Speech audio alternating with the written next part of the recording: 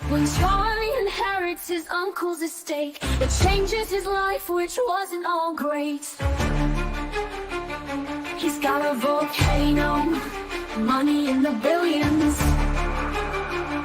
And oh yeah, one more thing, he's a starter villain.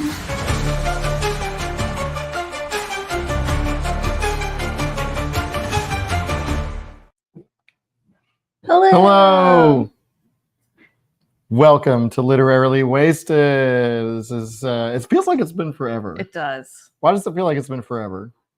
Because we did the Q&A with TJ Clune and we did it earlier in the month. Like a week before we would have had the club meeting. We had like 3 whole weeks. It's been 3 whole weeks since we've seen each other. Also, since I've seen Christy. Look like I'm live streaming from the planet Mars. That's neat. How is it over there? How are things? Warm in here. Y'all got oxygen yet? Not enough. On Mars. So we are here. It is the very end of July, the tail end of July. Yeah. We're a little bit sick, but that's fine because we live together. Your logic is weird. And we are talking about starter villain. Whoa, Jay, what's it like? Give us some August spoilers if you could, please. Love to know what's coming up. So yeah, we're here to talk about Starter Villain by John Scalzi. Scalzi? I don't know how to pronounce his name. Yeah. One of those pronunciations. Which, yeah. Should we just start talking about it, or Tally needs to do her song? I was going to say, can I say hi to people really quick before? Yeah. Great. Hi, Tammy and Stephanie again, and Kristen, Randa, Stephanie again. Hi, Bobby and Leanne and Brenda and Tiffany and Kelly, Jennifer, Stacy. Hi, Rachel and Jay and Kristen and Henry and Will and Kent and Jeff. More. Hi, Brandy and Tim and Giggles and Leanne and Martin and Kelly and Sean and Brandy, Brenda, Bethany, Tiffany, Brandy, Kristen, Jenny, Bobby, Victoria, Giggles, Jay, Stephanie, Tim. Oh my gosh, there's more of you than I thought. Jay, Tiffany, Bobby. I realized I was talking Leanne, Missy, Mariah, Emily, Victoria, Jay, Jenny, Sean, Stephanie, Joe, and Giggles. Kind of feels like you won the slot machine jackpot and your prizes names. Just change colors. Wow. Oh, whoa, yeah, it did. Maybe if you sing, it'll change again. I'm not gonna lie. For half a second, I thought about doing it to the Meow Mix theme song, but then I feel like the Meow Mix only works if you're actually saying meow. Right? Isn't it just meow, meow, meow, meow, meow, meow, meow, meow, meow? Okay. Stephanie, Joe, Giggles, Mariah, can't. Okay, I could have done it. You could have done it next time. Next Jay, time, this book, I'll do it. This is not the news that I was hoping to hear about August. What? But it's not hotter. It's bloody hot in August, and that's coming up, man. It is coming up. It's what we have to look forward to. Woof. Tomorrow's August. Or meow. Okay, so let's talk about this book. Hi, more people. My voice. I was a big fan. When I have a little sickness, sometimes I sound like Jerry Seinfeld. Like, what's the deal with Starter Villain? So, Christy, before you lose your voice completely, tell us what you thought of this book. I really enjoyed it. It was short and easy and fast, and it was hilarious. I laughed out loud several times. I really enjoyed it. It was great. And someone said this is a good book to not judge a book by its cover, but I think it's the exact opposite. I think you really should. I love the cover. I know, me too. And I think I convinced people yesterday to read the book because I showed them the cover, and they were like, "Oh, yes, I want that." So, and I actually didn't think I wasn't expecting the cover to be so relevant to the story, and so that was a really fun surprise. I was really hoping it was. So, yay, expectations absolutely delivered. Although I did have a moment because as all of you know, I post the discussion reminders before I actually read the book. So I took a picture with my cat Zeddy, with, and he's a black and white cat. And then I started reading the book and was like, oh, darn, I should have taken a picture with Orange, our orange and white cat. But lo and behold, director Mrs. Tum Tum came along and saved the day for me. So it was still felt applicable. Oh, it was absolutely applicable. That picture was great. Mrs. Tum Tum. Director Mrs. Tum Tum. Director Mrs. Tum Tum. Tally, what'd you think of the book? I really enjoyed it. I obviously read it under the wire. I finished it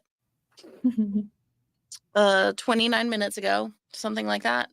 I really enjoyed it. It was super fun. I like John Scalzi's style. Like, it's a really, really fun read where, like, some of the stuff is predictable. Some of this one super wasn't. It's just really enjoyable. I'm really looking forward to making Lucas read it when he's available. Y'all have noticed he's not been here. He's got like a new job role and he's, been really busy, but I know for a fact he's going to love this one. I'm really excited for him to read it. I actually, maybe it's just because I was blitzing through the book, which tends to like knock you in the feels a little bit quicker. I got like a little like at the end, which I was like, you're not allowed to have those feelings over like a silly cat book. But it's just fun. Like high stakes, but low stakes book. You know what I mean? Just a fun read. It was really nice to just have just a fun paced, silly fun read. It was a good time. I agree. I had fun reading this book. It was fun. I also laughed out loud. Zoom calls. Talk about that. Oh my God, the Zoom call thing. Yeah, I laughed out loud several times. Yeah. The dolphins, the Zoom calls, just great jokes set up and payoffs and fun characters, and like everybody had brought something to the table, and that said, I did. Like after the book was over, like I'm not sure. I don't know what I expected from this book. I don't remember what the blurb was. I didn't really know what the story was going to be. And like after having read the book, I can think of several like, oh man, I wish they had done this, or I wish they had gone in this direction. I wish they had done this. Being like a huge James Bond fan, like, and knowing kind of what sort of type they're playing against, where every time they say like, but wait, Spectre has this, and you're like, what do you mean to say that like our dungeon is just a conference room? It's like so like I know kind of the tropes in the James Bondy villain type stuff, and so like there was stuff that I was thinking, oh man, it would have been fun if they had done this or gone in this direction. But on the whole, like it like I know it was a short book, but it felt like it just like it was so easy to read. Like it was like you could just keep going if you wanted to. The chapters were short enough to where you could like have bite-sized sessions, or like, but they also kind of wanted to know what happened next, and like you could easily breeze through another chapter. It was a very easy, like just one more chapter kind of book. Well, and we were talking, we were both maybe at around 75%. We were both wanting more. We were like hoping that this wasn't a standalone, how is this setting up for the next book? And then it ended up like wrapping up really great, actually. Like by the end of it, I was completely content with it being standalone. That is exactly what I wanted to say. Like exactly what I was thinking, because obviously I was like zooming through this book, and like while I was eating an early dinner and reading, and I was like 2/3 of the way through, and I was like, oh man, I want to read more of this universe. I want to read about his adventures as a villain. Like I'm really digging it. This is really fun. I would read a whole series on this guy. And then I was like really disappointed, because I was like, I'm pretty sure the intention was for it to be a standalone. I know it's new. And then when I got to the end, and I was like, no, that was perfect. Like I don't want any more. Like he really did just tie it up, put a bow on it. It was great. Yeah. I could read more. Oh yeah, no, I could still read more, but it would have to. I would love for Charlie to get sucked back into this world. Yes, and like, have to get sucked back in. I would love for him to get sucked back in, because I think that he brought like such a different thing to the table. Like you bring this normal guy in who turns out refreshingly to not be stupid. Like, yeah. Normally you have like this fish out of water, like, inexperienced person that's sort of thrust onto this. And they're kind of just like, what would I do? And then they kind of like at the end maybe rally. But like in this point, like Charlie was refreshingly smart like throughout the book. I love that he called out like all the villain bros, being like, I just thought the villains would be not so stupid. Yeah, pitch and pitch, like that was the whole thing. And like so like I would love for like, and that's kind of one of the things that and we can talk about the plot and sort of where I was expecting it to go and where it didn't go. But yeah, Charlie to me was such a fantastic protagonist to be put in this situation. It's like, like when you watch Get Smart with Steve Carell, the movie with Steve Carell. I'm not talking about the TV show, but like one of the things that I thought was great about that was like Steve Carell is obviously like Steve Carell, but they made him competent. And I was like, this is great. Like, like it's refreshing that he's not just kind of naked gunning through the like. And so I had the same thing with Charlie. And I was like, oh, like we read the chapter where he first called out the convocation for being broke, which is really like the first moment where you're like, oh, this guy's got some like sense. We were both like, that was a great chapter. Everybody like, I'm glad that he was that he brought something to the table and wasn't just this like unwitting victim of circumstance. Yeah. I think the most important question is, did you like the cats better or the dolphins better? I mean, can you compare cats to cats and dolphins? Really? I like the dolphins better. I like the dolphins better. I love them both. I love that to some degree. Well, I love that they played into like, because dolphins are quite known for being like, yes, we have this fascination with dolphins, but they also are kind of known to be horrible. But I love that they were really smart, but also kind of not. Like they were. I mean, cats are in management for a reason. No, I loved all of it. I think it was necessary. I think the dolphins were necessary. The story would not have been as full if it had just been cats. Like, well, the dolphins saved the day, right? They were the ones that like convinced the whales to unionize. Yeah. Loved that was their discretion of how they solved it. Like loved finding that out. But I loved the first introduction to the dolphins chapter. Like that was one of the chapters that I laughed out loud, and I was like waiting for Christy to get to that chapter. I was like, you're gonna love this chapter, and she didn't love it as much as I did. But man, just the way that their creativity insults, like chanting things after they come up with this random thing to call him. But also, one of the reasons I loved it is because you really got the sense that like for the first time they were going to get listened to with Charlie, and I was like, I'm interested to see where this is going. Yeah, I like Charlie coming in knowing nothing and like fixing things for people and like making it a really great working environment. Yeah, I love the villain being a good guy. Like, I mean, really. Like, I mean, that was kind of like what it felt like the gimmick is like, what do you do when you're a villain to the villains? Like, that was fun. The enemy of my enemy is my friend. The unionizer of my dolphins is my hero. Savior. Yeah. But yeah, the smart animals, the cats and the dolphins. The cats were just like Hera was like his guardian angel. And also a major real estate investor. Yes, apparently. Yeah, that was something they just threw in there at the end. Is that Hera's a little bit on the real estate scene. Mm-hmm. And what was the name of the other one? I love that they were like Persephone. Persephone. Yeah. Hera was like, I have a life outside of this job. Just like they like, I was like, yeah, good for you, Spark Cat. And that wasn't the first time we had a moment like that. Nope. It was the date too with yeah, Till. Morrison's date. Where she's like, "What? I do things. What do you?" It's like I'm on Bumble and we're at like Kobo. Like, love it. And then there was all the other characters like that we were introduced to. Anton Dobrev. Yeah.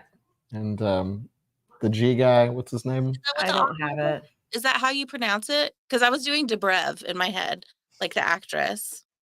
I don't know. I was doing Dobrev in my head, but I didn't listen to it, so I don't know how. I don't know how to say it. Well, I just said I could do Dobrev. I could do that. I mean, I don't know if that's legit. But yeah, no, I was really excited because I think it's because I was watching 30 Rock. I in my head was picturing him as Adam. Do you remember the Cabletown CEO who came in like in the end seasons and took over? Was he like the really nice, like old man? Really nice. He's like, I hope you can tell from my tone how frustrated and annoyed I am right now. And then like gives you a big hug, but he's like big and scary. And that's how I was picturing him. He said Dobrev. Dobrev. But they all had cats, but none of the other cats were sentient cats, right? No, I think most of them were sentient cats because they were spies. Oh, they were spies? Mhm. Oh, yeah, okay, that makes sense. Yeah. I literally just heard one throw out outside this office. Oh no. I'm sorry for you.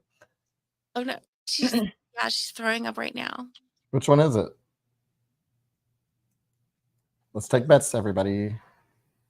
Oh, Flopsy.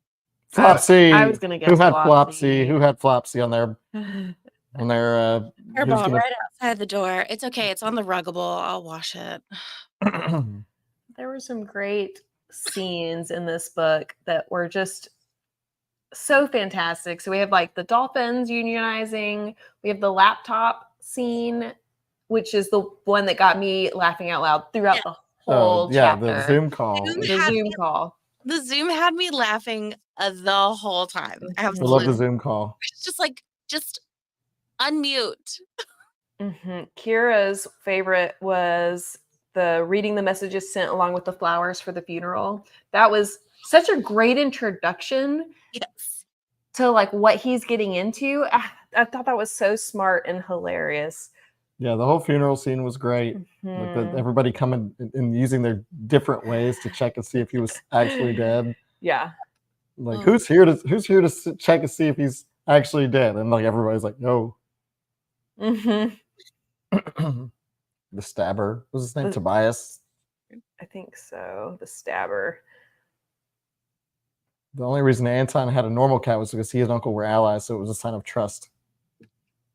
Because they were friends. Before I forget, someone mentioned it earlier, the Kaiju Preservation Society, because that's also on my TBR. It's no spoilies, but if you've read it, just throw out in the chat if you don't mind, like if it's in a similar tone, like if it's like a fun kind of adventure read. Would Talia like it? Yes. You guys should know by now. Yeah, you should. We have that. It's your job that you don't get paid for. Sorry, please don't. We have the ebook of Kaiju Preservation Society. Do we? Yeah, because it came in the bundle. Yeah. We got a John Scalzi bundle on Humble Bundle a while ago. It's fun and fluffy. You will love it. Okay. It's a fun story. See, y'all take care of me. Thank you. Yes, Stephanie wants to know, are there zombies? That's a great question. But sorry, we'll refocus. So let's recap the plot because it's been a few days. It's been less than an hour. So Charlie, his uncle dies. Yeah. He inherits the villainry and the parking garage empire. I want to just jump in. At the beginning of the book, they're talking about his parking garage empire, and he mentions the magazine. Like I can't remember the name of it. And it said in parentheses, yes, this is a real thing. Parking Garage, like Parking Garage Monthly or something. And so I immediately put the book down and Googled it. And it is a real thing. John does his research. Yeah. Boy. So he inherits, he realizes Morrison comes, is like, you're a villain. His house blows up. Basically, yeah. They go to Harris' secret Airbnb. And then so basically Uncle Jake is a villain who uses his wealth and influence to influence events around the world. This is like kind of where that's what they all do. They all do it. But Uncle Jake has a little side gig screwing with the other villains. The Lombardi convocation. And not just like messing with them to mess with them, but also just doing things better than they are. Yeah, like out businessing them. And so what this whole convocation does of supervillains, it's like Spectre, I guess, is that they disrupt events to benefit other people or to benefit themselves. Do we get any like clear-cut examples of that? I know they were like the CIA guy came and they were making him die so that he could be a spy, but then he ended up being. I don't think we got any clear examples of that, of the undercutting and stuff. Because that's one thing I wish I had more of a handle on is like, what do they actually do? Apparently just lose all their money because they weren't very good at anything. The one guy has the lasers, the satellite. No, he has the satellites. But they like were in different fields. They mentioned too at the end, right before they all died, basically, that had like different business ventures. Yeah, but those business ventures. Their business ventures were failing and suffering or like becoming obsolete. Mm-hmm. And it's just they just tried to mess with things kind of in a covert, villainous way. They're like trying to nudge stuff in the world, nudge world events, economies, and things so that like they can take advantage of them. Yeah. So they have this convocation, and Uncle Jake is led to believe that he wasn't part of it. Uncle Jake wasn't part of it. Correct. And then we were led to believe that he was part of it. Yeah. And then they were like, nah, he wasn't though. Correct. Like they were all like quadruple agents. Yeah. Yeah. And that's one of Bethany's criticisms. She says she liked it, but got lost in the double agent death baking back and forth. Yes, that was confusing for me. It definitely was confusing, but I felt like it was very intentional. Like it was meant to be because I loved the part where Charlie was obviously they were explaining to him, and Charlie was like, and Hera the cat typed, "We lost Charlie." Like, which I pictured every time a cat typed. I was like, "Oh, he's gone." So they all inherited their positions without ever learning how to perform their jobs because they were all like Tiffany said, they were like just kind of nepo babied into it. Oh yeah. Like, I was going to say there was a lot of real world mirroring humor in this one, in my opinion.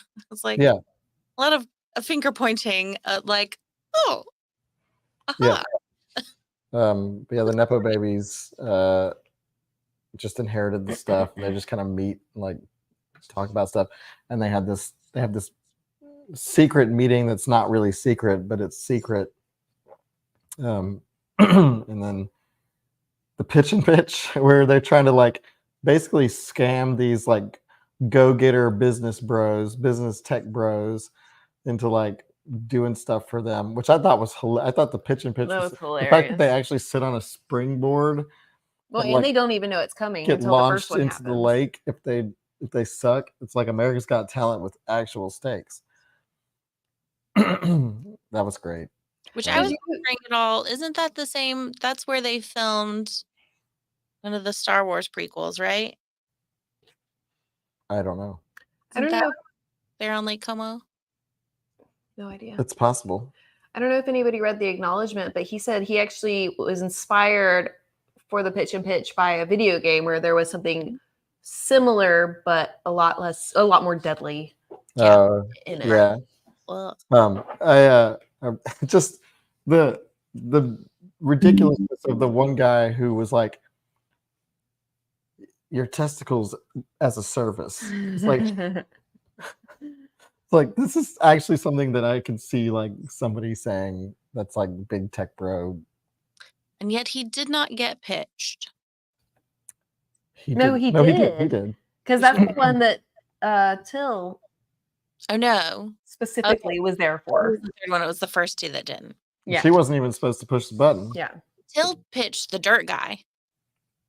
Maybe it was the dirt guy. Posting. It was right after it was the second guy to get pitched. So that's right. Yeah, Testicles were you're first, right. and then it was dirt. Starly Web 3. Gotta get on that. Get into that Web 3. So back to the plot. Christy, just explain it to me. You're the one who started this plot thing. I'm just trying to We all just finished the book. I know, but I'm trying to like conceptualize it. So they're at the pitch and pitch, and then he had the meeting with them before the pitch and pitch, right? With the conclave, where he was like, I gotta think about it, but probably not. And then he has this private meeting with Dobrev, where he learns that Uncle Jake was secretly part of the convocation, which was a lie. We found out later. Yeah. And then I think the pitch and pitch was first. Okay. I think we can. I mean, we don't have to like do it like paint by numbers. I'm just trying to get like the nuts and bolts of like. And then a missile came, and all hell broke loose. Yeah. Dobrev was killed. The CIA agent was killed. Charlie ran away, but then came back for Hera and risked his life. Yeah. Five or six. Five more of them were killed, so that there were only 6 left. Mm-hmm. And then found out that there was a storage unit on the volcano island that had all Nazi stuff in it. Mm-hmm. And so when Dobrev died, it sent a letter to the new convocation president about that was all of G that. guy. And he's like, we want that right now. Gatus or something. Yeah. So then they come on the island, and he kills everybody in the convocation that's left. So it's just him. And Bias does. Yeah. Well, and he kills at least one of them, doesn't he? Yes. Well, he finishes the job. Yeah. And then he figures out that the crates are empty. So it was like a lure. Yeah. It was all Dobrev's plan to like eliminate the convocation. Oh, and they had bombs wired to the whales or something. But the dolphins got the whales to unionize. Yeah. So he wasn't able to blow up the island. And then the dolphins had their way with the last Gatus. leader. Yeah, they introduced themselves. They had dolphin-like introductions. Yeah. Absolutely. Honestly. And I'm glad that he asked about the other cats, because it was something I was wondering about. Because I was like, he went and saved Tara, but I was like, what about all the other cats? Mm-hmm. I'm glad that they were fine. But they were trying to frame Charlie. Like Charlie's role in all this was. They were just trying to milk him for money. Yeah. He was just a body, honestly, like the whole time. Yeah. And then it turned out that Uncle Jake planned all of this, not for Charlie to actually take over, but to get rid of the convocation. Just to be a vehicle to eliminate the convocation. And then he goes and ends up getting his bar. He got everything he wanted. It's like the end of Back to the Future. Oh, yeah. Plus a sizable money. And all of that was from Hera's estate, I think. It's like when Marty McFly wakes up in the present and he all of a sudden he has the truck that he wants. But I love that the cats didn't go with him, and he got emotional about that. That made me emotional. It was God, he was all alone. Yeah, and it was this is the first time that he was saying all these goodbyes to this new life, and then he had to say goodbye to them, and he got really emotional about it. And then he goes, once they finish their job. Mm-hmm. So after a year or so, they come back to live with him. I did have a question. Can someone answer for me? One of the few things that I couldn't figure out is before everyone gets murdered, after they get into they open the second vault door, and Hardin says it's like in that movie, and Charlie says Raiders of the Lost Ark, and he says no, that's not it. And Charlie looks at him funny. What movie was he? I think he was thinking of Raiders of the Lost Ark. He's just stupid.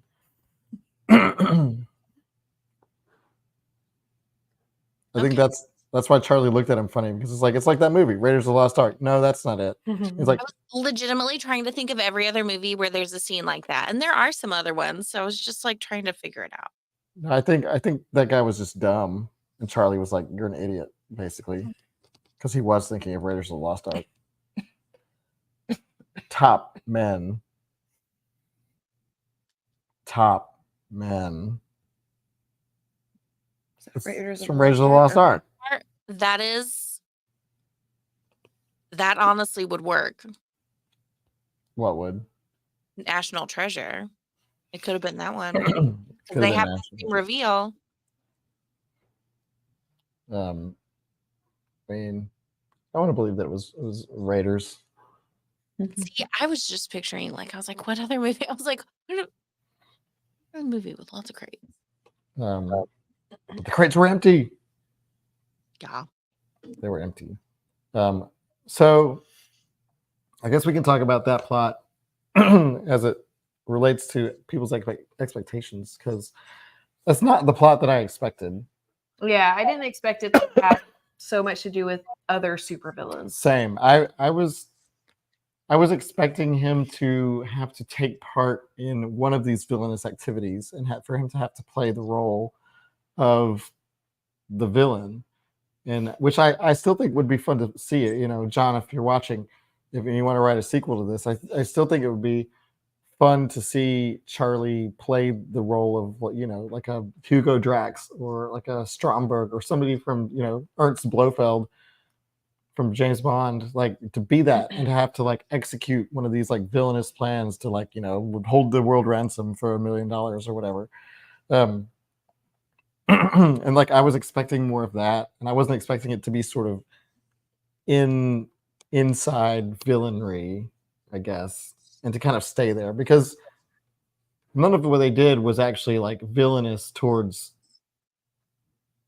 Innocent people. The civilians. Yeah. The world. It was all kind of insular to the world of villainry. Well, yeah, we came into it when there was a lot of infighting and the convocation was broke and trying to like save themselves. So yeah. So it's like, we're villains. And I was like, cool, yes, let's see villain. Let's see villain stuff. And then we didn't really see villain stuff towards, you know, we saw some at the end. Some at the end. Yeah, I love when they reference Blofeld and Spectre and stuff, because that was like, wait a minute. Like the whole sequence where they're trying to, Charlie's like, I want a big screen. I want a big screen, because that's what they had in James Bond. And Spectre has this, and they're like, well, actually, this is how much it would cost to get us the big screen. We'd have to do the whole like wiring. He's like, forget it. We'll just use a laptop. Yep. And it was worth it because it was hilarious. Yeah. So I would have loved to see that be more of. I still want to see it. I mean, that's what I expected going in, but I'm really happy with what we got. Yeah, I'm not unhappy with what we got. There's still a part of me that wishes that we had seen that, and I would have even loved to see like what this version, you know, because like we're kind of I guess bursting the bubble of this illusion, or the imagery, the trope of villainry. We're kind of bringing it back down to earth and like kind of grounding it a little bit. So I would have loved to see what it looks like from Charlie's perspective if like a James Bond had come in to try to stop him, like you bring in like that character, bring in the MI6 agent or like the CIA agent or whatever in that way, that like is the James Bond role, where they're basically trying to stop him from doing what he's doing. Like, how does that work? What is the play there? Is it, do you go kind of like a kill the farm boy route, where it's like actually they end up working together, or like, you know, maybe they come to something and it's not like a big shootout where he dies because they shoved a compressed air pellet into his mouth and he blew up like a balloon. Live and let die. Spoiler alert. Yeah, but who? So like that's, so John, if you're watching, we can make an outline for the sequel or prequel if you want. See, I would absolutely read a prequel 100%. And honestly, that might be better because I kind of don't want to mess with like the happiness that we have given Charlie, because Charlie doesn't want that life. But I would 100% read a prequel. I went into this book with zero expectations, so I wasn't disappointed or surprised by anything because I had no preconceived notions of anything. That being said, I really enjoyed the aspect that all the villains were just human and kind of dumb, and like super flawed and bad at what they're doing and Like, shape picture this. like yeah, what happens when all of your villains really like if villainy is like a nepotism business and what happens when like so they're undeserving and they're all pretty dumb and they all just end up killing each other. So picture this. We have this set up where they're all dumb. And Charlie comes in as the nobody, as like and he's actually really smart. And it can actually pull off some like dastardly villainry. What if he's like really good at it because he's smart and he's a journalist? Yeah. I mean, that's kind of a taste of what we got. I know. He was good, which I liked. I love the taste. I love the fact that he was like, but but that could go in so many different directions. Like you could end it like The Godfather, where like you have this reluctant guy who's like, I'm not going to become a part of the family business. And spoiler alert, if you haven't seen The Godfather, he does. And like it ends with him becoming the villain. It ends with him becoming like the mob boss. And this would be like, obviously a more humorous take on a little bit, yeah. But, like, and then what if he does do some actual villainy? He's really good at it, but of course, being Charlie, he didn't want to do it. He didn't want to have to do it. And then you bring in the James Bond character. There's so many possibilities. John, make this a series, please. I want to see Charlie come back. I want to see him do all the things. You know what to do. I want to respond to Tim's comment because I was wondering about that. I was like, how did their handprints work when he didn't know who was going to do it? And I honestly kind of thought, I was like, it probably doesn't matter. I was like, it probably didn't have to actually be their hands. It was just like you just had to have 6 people, but because no one knew about it and they ignored it, what if that was just like the whole ploy? Because how would they know how long it was going to take, who was going to be there? How would they log everyone's handprint? Like, I mean, the cats, honestly, the cats could have helped up with that, but only up to a certain point in the timeline. Yeah. I feel like they just needed 6 people. Well, and I don't think it was even a handprint thing. I think it was a DNA thing. Yeah. It might have been like more DNA based, but I also like that also was funny when it wasn't the one person who wanted to use the left hand instead of the right hand or something like that. And they were all just like, yeah. Who cares? Just do it. Yeah, there was kind of like the idea of it actually not mattering. And then just you just had to, it's just a touch button. You just have to touch it and they open. Yeah, Charlie does demonstrate like I love the fact that he is actively participating and he's not just the guy from Neverwhere. Like yeah. Just being dragged along for the ride. Just kind of like like he actually like does things. He takes control. He like negotiates and it's not something that happens 2/3 of the way into the book when he realizes like I gotta do something. Yeah. So like I really appreciated the pacing of Charlie's involvement in this. And like he's like, oh, I'm gonna do it. Like and just the fact that he was smart and was so refreshing, Christy. It's like when you watch a sitcom and people just say what they're thinking. Yeah. This was a really easy book to get into. It was and to get out of. A really fun read. Yeah, it was. You're in, you're out. Do you want 10 more of them? John. Each cover can be a different cat. Yeah. It could be your cats. So Joe asked, if supervillains are basically tech giants, who do you think is on top right now? Apple, Amazon, Tesla, SpaceX, Dollar General. Oh man. Or anybody Dollar General. That's real high tech. But I mean, Uncle Jake was parking garages. Yeah, that's true. Just all the billionaires, right? Yeah. Yeah. Sure. Basically, everything's all one company anyway. Yeah. But yeah, all the billionaires. Google. Everything's Google or Viacom. Like, man, we're all thinking of the same people. We just don't want to say it. Yeah, because we'll get flagged. We're on one of his platforms now. 2 platforms. We're on a list now. We're on Facebook and YouTube. Thanks, Joe. We used all of the social media platforms to talk about this live stream. And All of them? Oh, Martin Sim says storage unit places are super profitable. Oh yeah. The And storage they're- unit. and you Storage don't know. unit is Uncle Jake, the U-Haul guy. That's Uncle Jake. Hmm. Going up against like the Jeff Bezos and the Elon Musks of the world. Car washes, yes.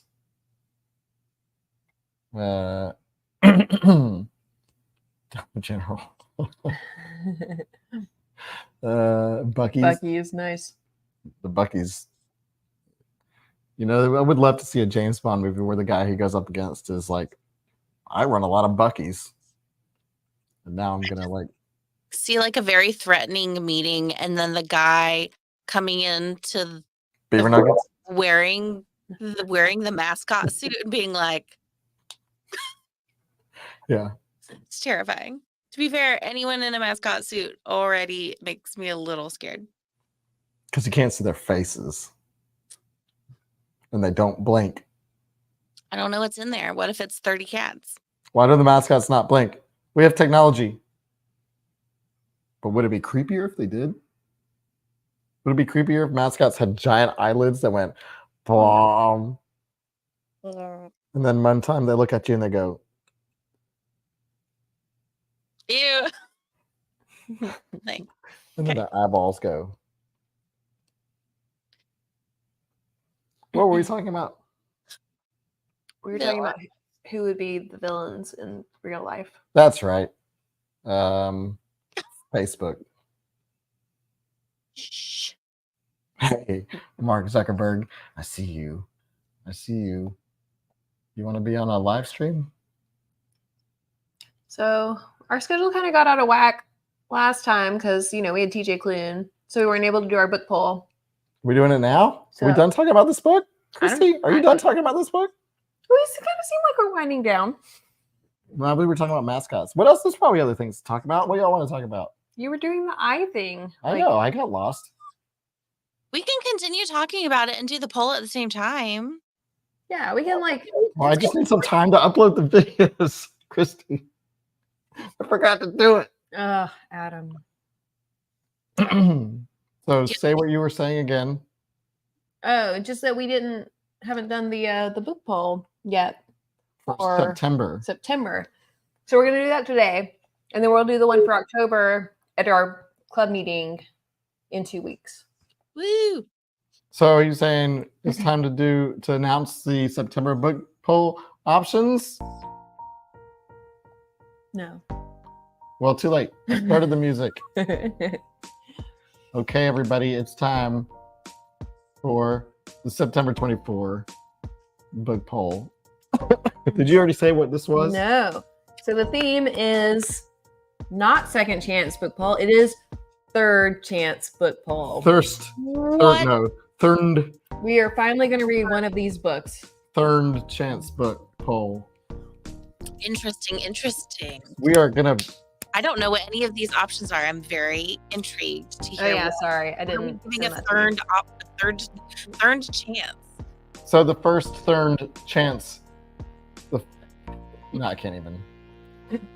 Is Hinch by Natalie Zena Walshatz. In hindsight, seems very It's a similar good to follow-up to Starter Villain Villain. a little bit. So Hinch lost to The Unlikely Escape of Uriah Heep, and then it lost to How to Stop Time. Let's see. Anna does boring things for terrible people because even criminals need office help, and she needs a job. As a temp, she's just a cog in the machine, but when she's finally gets a promising assignment, everything goes very wrong, and an encounter with the so-called hero leaves her badly injured. So of course she gets laid off. It's not too long before she's employed once more, this time by one of the worst villains on Earth. If she becomes an increasingly valuable lieutenant, she might just save the world. So this might be what I'm looking for. And I'm pretty sure this one's not funny, but I don't know for sure. Yeah, This might be. it was pretty Oh, intense. it's not. It's not funny. Oh. I don't think this one's funny. I think this one's... Well, it still sounds cool. I should go look it up on Goodreads. Okay. Or I'll just read it if it gets picked. The poll. Whenever I post the poll, I'll I like to post the Goodread links as well, so y'all can always do a little bit more of a deeper dive should you choose to. And just a Pretty reminder, intense. this is the poll for September's book. September. August's book is already chosen. It's the Natural History of Dragons. This Yeah. one. So that was option 1, Hench. Option number 2, Kings of the Wild by Nicholas Eames. So this one lost to The Hike. and then it lost to The Space Between Worlds. Whoa. So Clay Cooper and his band were once the best of the best, the meanest, dirtiest, most feared crew of mercenaries this side of the Heartwild. Their glorious days long past, the Mercs have grown apart and grown old, fat, drunk, or a combination of the three. Then an ex-bandmate turns up at Clay's door with a plea for help. His daughter Rose is trapped in a city besieged by an enemy 100,000 strong and hungry for blood. Rescuing Rose is the kind of mission that only the very brave or the very stupid would sign up for. Now, this one I think is supposed to be really fun. Yes, this one was described as swashbuckling. was Yeah. it not? And I've seen a lot of really, really good reviews and stuff on it. So we had a 10 out of 10 review in the comments by Emily. Joe says it's the spelling of wild. Don't love it. Well, what about the wild stallions, Joe? I was adding make book poll and graphic to my calendar. Stephanie just loving fun there. Mm-hmm. And then finally, option number 3. Come on, Oh. this one's always gonna make it back Y'all around. could probably guess what this is. Guess. Yep. There it is again. No! Why are you Crash. doing this to me? Why are you putting them in the same poll? I'm never going to get to read them all. Bonk, And- bonk. This will probably be the last time No, all 3 of these No! well, yeah, in a poll. because 'Cause one of them's gonna get picked. we can't do a 4th chance. Yes, we can. Yes, we can. Yes, we can do a 4th Okay, chance. We can well, do we'll anything talk we about want. that later. Anyways, Snow Crash has lost to The Magicians and has lost to The Space Between Worlds because it was in the same second chance poll as King of the Wild. Oh man. In reality, the main character, hero, protagonist delivers pizza, but online he's a warrior prince. Plunging headlong into the enigma of a new computer virus that's striking down hackers everywhere, he races along the neon-lit streets on a search and destroy mission for the shadowy virtual villain threatening to bring about Infocalypse. What? It's info and apocalypse smushed. Infocalypse. Infocalypse. I don't That's like it. that. And again, Snow Crash, tons of people adore this book. I think any of these are good choices. I think Hinch is probably the darker of the That's 3. what- I think A little birdie told me that if you do enough write-in votes, then people have to give in to your request or something like that. I don't know. if y'all want to do more than one, comment, let us know, especially on that book poll post, and maybe we can work something out. Infomageddon.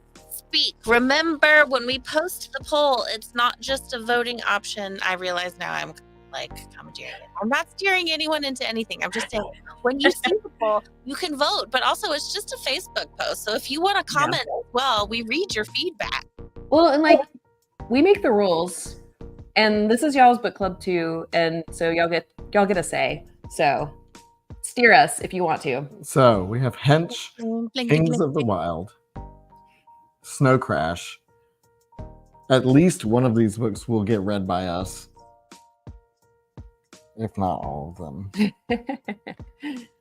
Because There's one way to know. You must speak up when I post it on the internet, which will be tomorrow or Friday. Honestly, if Adam's still sick tomorrow, I'm not going over there. So I'll have more time to post book clubs. now we do have October coming up. So this would, if we did all of them, we might have to like, We skip October because Skip October October. still needs to be I- Halloweeny. yeah, are we gonna do spooky on I October? don't know. Hinge sounds kind of scary. Well, and Stacy says Hinch was horrifying.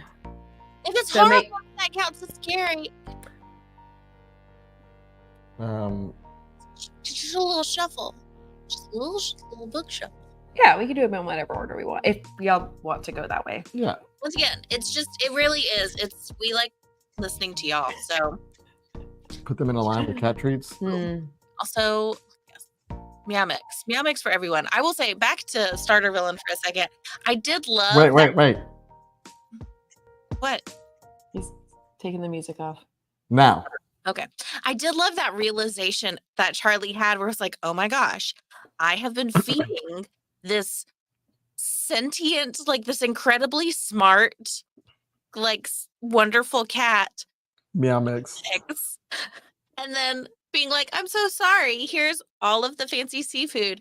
And the cat basically being like, it's like potato chips. Like, I love I would it. Grubhub it when you weren't paying attention because I liked more. Like, I loved, like, what a proof of, like, even when you have multiple, like, give this cat insane genetic intelligence. And it's just like, okay, yeah, I got the ability to order my own junk food, man. So that's what I did. Yeah, well, the cat, I think, when he said, didn't he say, like, when the cat was craving, like, the actual fish, they would Grubhub it or whatever. Mm-hmm. Like, they would. And I loved when they got served at the convocation. It was like, Hera got, like, nice tuna, and then I also got nice tuna. Yeah. What? No. Yeah, he got name brand Meow Mix. I mean, Meow Mix is like the cheapest of this is really bad. I used to buy Meow Mix because it's like the cheapest cat food, and I didn't give it to my cats, but I would leave a little bowl out in the driveway sometimes for our raccoon. Did the Meow Mix song actually have words? Meow, meow, meow, meow, meow, meow. But wasn't it also like, I like chicken, I like liver? Wasn't it something like that? Oh, that sounds right. Meow, meow, meow, meow, meow, meow, meow, meow, meow, meow. I like chicken, I like liver. My name's Hannibal Lecter. I don't know. That was it. That sounds familiar. I'm getting Lava it. beans. Ew. Beep. Where's the Was it subtitles? Was it subtitles, Martin? Maybe. That actually does sound familiar to me. Meow Mix, we deliver. That's it. That's it. Kristen. Listen to, like, isn't it crazy the things that we can manage to store in our brain and, like, not utilize for years, and then just pick that one little thing out to share with the class. Kristen, you just completed the whole, you just filled in the holes that completed the code in my brain for the Meow Mix song.